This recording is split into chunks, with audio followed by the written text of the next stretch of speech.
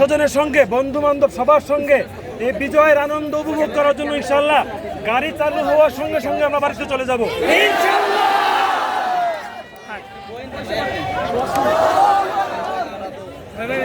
আমরা এখন 2024-এর স্বৈর শাসক থেকে মুক্তির এই সংগ্রামে, এই জিহাদে যারা শাহাদাত বরণ করেছে, নির্মমভাবে যাদেরকে খুনিরা হত্যা করেছে, শহীদ করে দিয়েছে যারা, তাদের রফে দারাজাতের জন্য আমরা দোয়া করব। এই দোয়া আমাদের সৌভাগ্যের কারণ। ইনশাআল্লাহ তারা নাজাত প্রাপ্ত, ইনশাআল্লাহ তারা শহীদ, তাদের জন্য দোয়া করা আমাদের সৌভাগ্যের কারণ। আমরা সূরা ফাতিহা পড়ব, 3 বার সূরা ইখলাস পড়ব এবং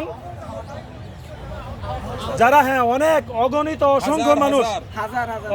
অসংখ্য মানুষ আহত হয়েছে, জুলুমের শিকার হয়েছে, চিরতরে পঙ্গু হয়ে গেছে। ইনশাআল্লাহ আমরা আমাদের এই ভাইদের সুস্থতা পর্যন্ত তাদের জন্য দোয়া করব এবং আর্থিক সহায়তার মাধ্যমে তাদের পাশে সার্বক্ষণিক থাকবো ইনশাআল্লাহ।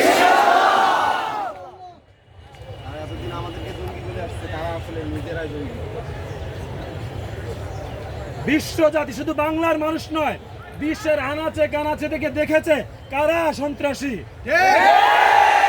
কারা জঙ্গি বিশ্ব দেখেছে, কারা শান্তিপ্রিয় বিশ্ব দেখেছে। ছাত্র জনতা শান্তিপ্রিয়, উলামায়ে কেরাম শান্তিপ্রিয়, ভার্সিটি স্টুডেন্টরা শান্তিপ্রিয়, ইমাম খতিবরা শান্তিপ্রিয়, সর্বস্তরের জনগণ শান্তিপ্রিয়। একমাত্র স্বৈরাচার হাসিনা এবং তার গোলামেরা জঙ্গি, বাংলার জমিনে তাদের স্থান নেই।